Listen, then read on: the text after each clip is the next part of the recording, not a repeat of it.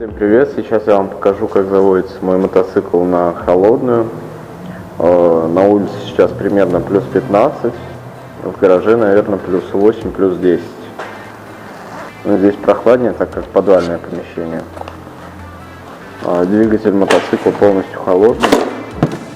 Сейчас я вам это покажу. Вот я трогаю цилиндр, трубу.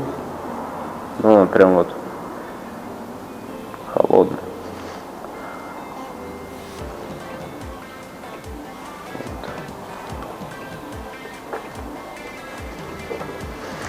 Давайте его заводить.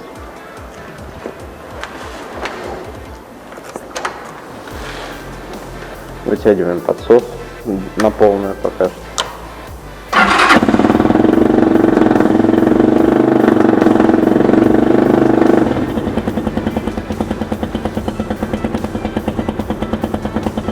Главное найти точку подсоса.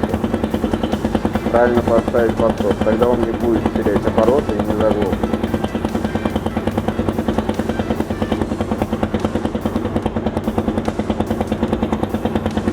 По оборотам сейчас где-то 1,5. Видите?